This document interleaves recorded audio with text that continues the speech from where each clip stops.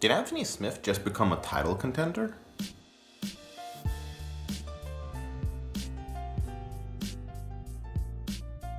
Hey everybody, Sebastian Martinez here, taking a break from transforming into a werewolf to hit you with some real talk. So UFC Mountain is now behind us as the UFC debuted in the Canadian state of New Brunswick, with a card that for the most part lacked flash, but that gave us some good stories. Yeah, I mean, let's be real here, the main card was substantially lacking in terms of recognition and momentum. I mean, out of 12 main card fighters, only 3 were coming off wins, and one of those was a fighter making his UFC debut. Oh shit, UFC, take it easy, there's so much momentum here, we're gonna break the fucking sound barrier. Now, the main card, which is what I will be talking about in this video, started off rocky to say the least, with 3 decision fights that didn't really impress all too much.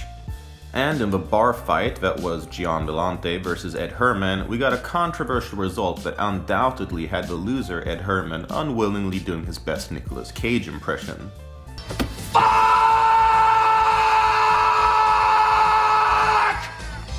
Things did eventually start picking up, but it wasn't exactly a great start to the main card. Halfway through the main card, Misha Cirkunov picked up a nice submission victory, and Michael Johnson and Artem Lobov put on a fun fight for the fans. Then we got the bloody ordeal that was the main event bout between light heavyweights Volkan Ozdemir and Anthony Smith. The slight underdog Smith has been on a roll since moving up from middleweight to the light heavyweight division, with back-to-back first-round knockout victories over former UFC champions Rashad Evans and Mauricio Shogun Rua. Those were hardened veterans way past their prime. This former middleweight Anthony Smith surely won't be able to hold his own against a top 5 ranked light heavyweight, right? Wrong! Smith battled through adversity and managed to finish the number 2 ranked Ozdemir with a rear naked choke in the 3rd round after bloodying up his opponent, breaking his nose, and giving Ozdemir a slight resemblance to the Swiss flag. So, what happens now? I mean, is Smith now a title contender? Well, as much as beating the number 2 ranked guy, by all logic, should put you next in line after John Jones and Alexander Gustafsson meet again for the light heavyweight title, I simply can't see the UFC giving Smith a title shot. He's a veteran of the sport but lacks name recognition, and there are still questions as to how he will handle another top 5 light heavyweight, and after all, the division has been somewhat lacking.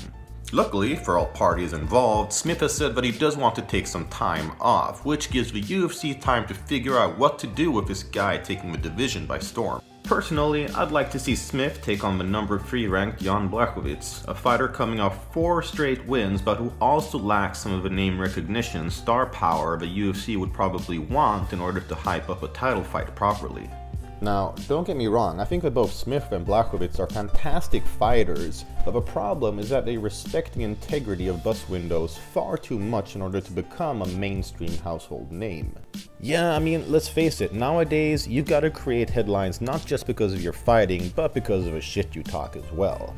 Not only that, but I do feel like Smith showed some pretty clear flaws that fighters with a stronger ground game easily would exploit. So while you could certainly argue that Smith has now established himself as the next title contender, you could very well be correct in terms of rankings and such, but there's more to the real fight game than just beating the next guy in line. At the end of the day, you gotta get people to buy pay-per-views as well. So Smith has definitely made waves in the division, but they're not big enough for him to surf towards a title shot, not just yet. So that's my take on it anyway, and be sure to let us know in the comments below what yours is and who you think Anthony Smith should fight next. On your way down to the comments, you might as well click the like and subscribe, and click notifications to make sure you don't miss another video like this. So that does it for this episode of MMAnytt Real Talk. I'm Sebastian Martinez, and I'll catch you guys next time.